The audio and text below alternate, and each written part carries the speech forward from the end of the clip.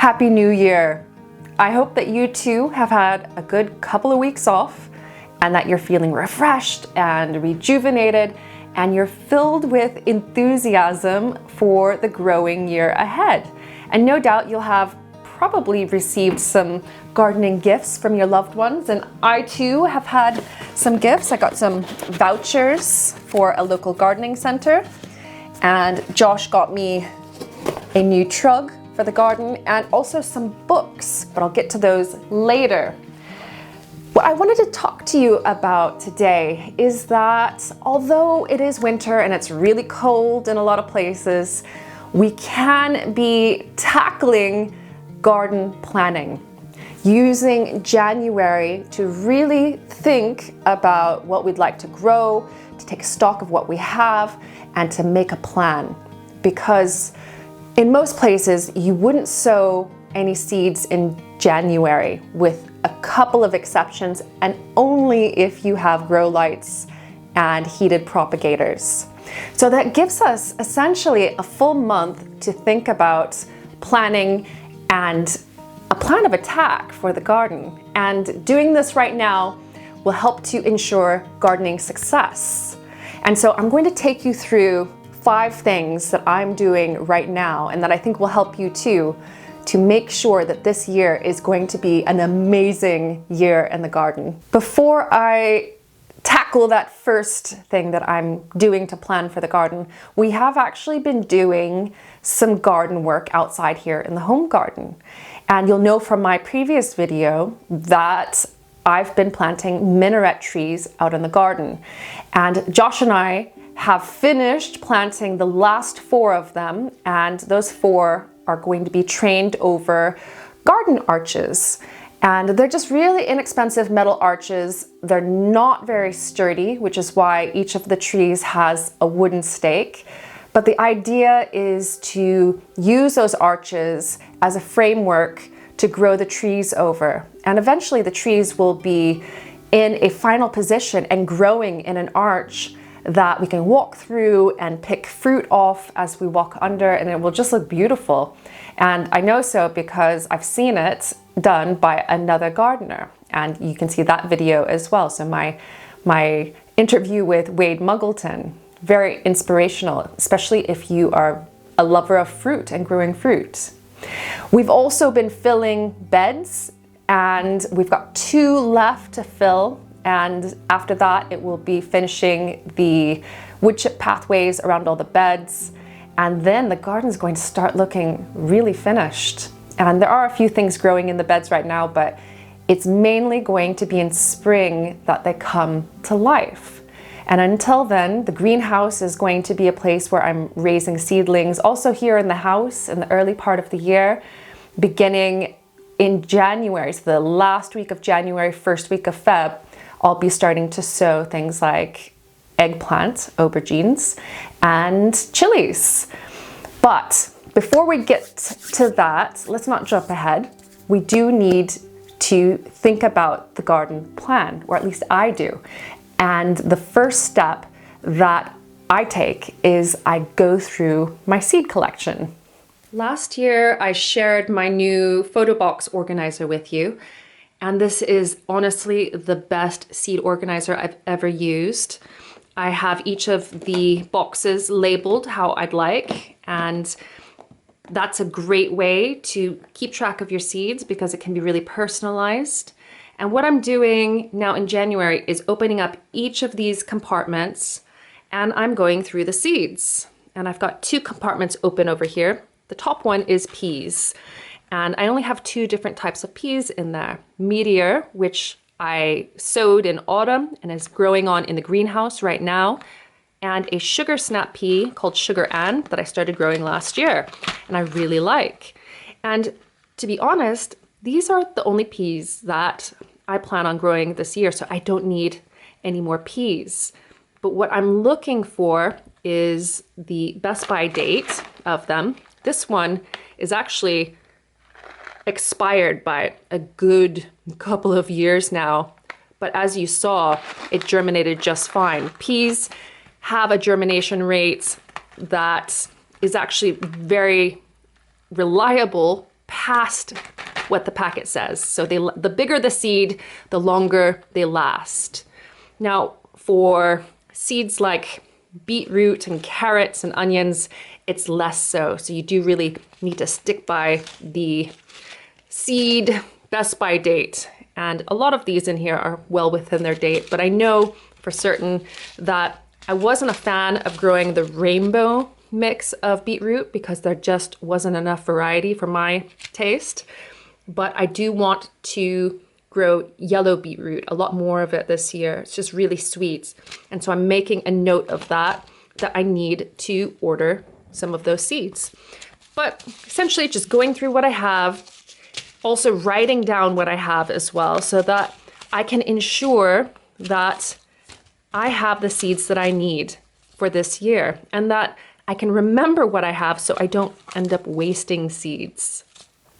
The second thing I do once I go through my current seed collection is, of course, I take that list of seeds that I need and I go shopping. Now, this is a very dangerous step, especially if you are trying to stick to a budget, because entering the realm of seed catalogs and online shops for seeds can be incredibly tempting. And so stick to your list. Feel free to indulge in a few extra things, especially if there's a new variety that really takes your fancy. But making that list, going through your current store first really does help. Now, as far as places that I shop for seeds, they're various. They really are. And I've already ordered some seeds that have arrived, and I'm waiting for 3 more orders. So rather smallish orders from different companies.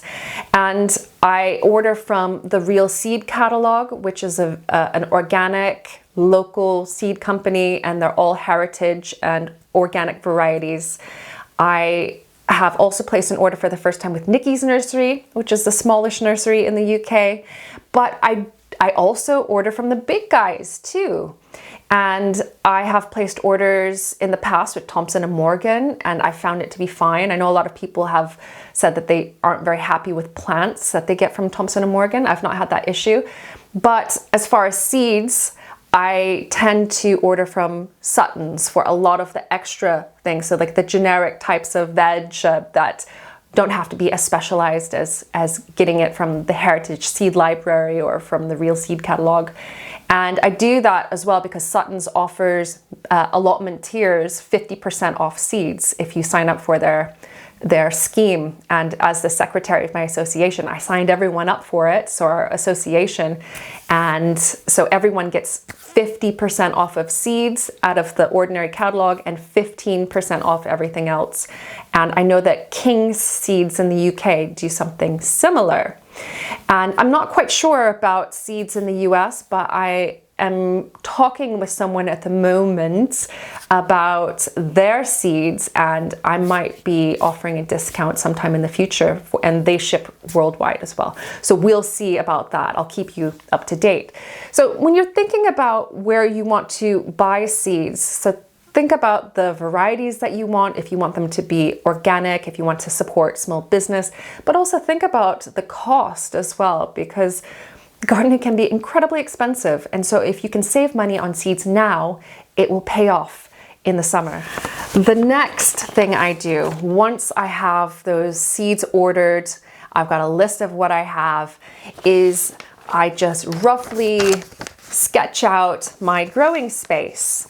And this is not to scale, but it just represents the beds that I have here in the home garden, including one that we haven't built yet, and then also in the allotment garden. And then what I do after that is each one of the numbers represents a bed, and I make a list. So it's numbered 1 to 21. And I also have the veggie pod and the greenhouse and the potential polytunnel down at the bottom as well. And all I'm doing is I'm thinking about succession sowing, what I'm going to be planting, when, how it's all going to fit in. So this puzzle of the growing year ahead, because some crops need to grow and be harvested in the spring, others need summertime, others you don't plant until the autumn. And so having this helps me to visualize and plan for the space that my plants need. And I'm also thinking about, at this point, the size of the plants, how much space each one of those crops will take up when it's a full size. And that will lead me into the fourth thing I do to plan out the garden. Thus far, I've gone through my seeds. I've made a list of what I needed. I have ordered seeds that I need, and also some new ones, some unique ones that I want to try growing this year. And I've also been thinking about my growing space, how many beds I have, what's going to grow where, at what time, and how much space plants are going to be taking up. What I do now is I wait for all of my seeds to arrive, although you don't have to, but then I create a sowing plan. And a sowing plan is essentially a list of all of the different plants that you want to grow from seed this year, and it can be in an Excel form, it could be on paper, which is usually what I do because I'm pretty old school. You can have it on an app on your phone, and it is essentially just a list of everything you have and then the time or the times that you plan on sowing those. Now, some seeds like lettuce and other types of leafy greens, you can sow little and often, radishes as well, through an entire period. So every couple of weeks or every 3 weeks sometimes. And then others you sow once. So for example, sweet corn or pumpkins, you would sow those just once. And so how you create your sowing plan is up to you, and it's also dependent on your space, how much you want to grow, how much you like of that veg. So for example, in the past, I've not grown very much beetroot, but I will be growing a lot more because we've been eating it just grated up raw and absolutely love it. So I'll be allocating more space for growing beetroot. And having that sowing plan will help you to stick to your seed inventory, and it will ensure that you get seeds sown on time. And the worst thing is forgetting about seeds or just wasting time in the garden, because everything starts to get really hectic in April. So going back and having that plan, even if you don't stick to it 100%, will help keep you focused.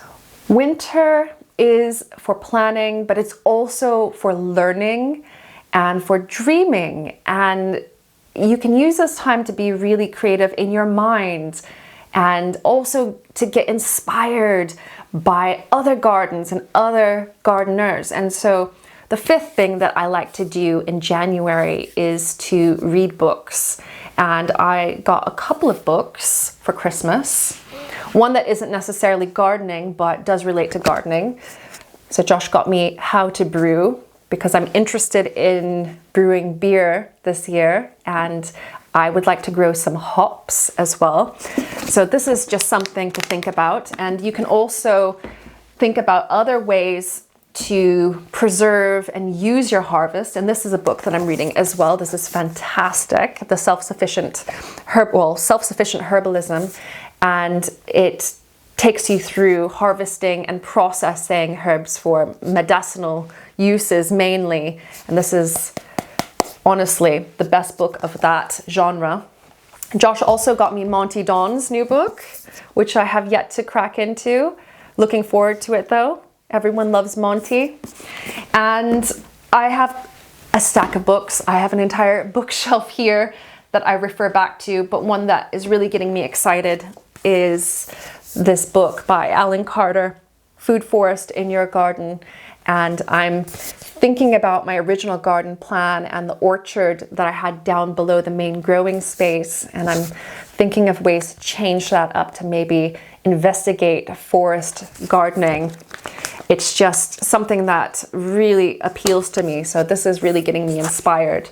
And also, if you don't have my book, You can also get a hold of my book through me or through Amazon or through whatever independent bookstore stocks it, and quite a few do. And I go through dozens of different plants, including plants for skincare and for soap making and edible flowers. And I will be showing how to grow some of the soap plants this year in the allotment garden. So I'm dedicating one full bed to just plants that you can grow for soap making. That's my 5-point system for kind of approaching the garden right now.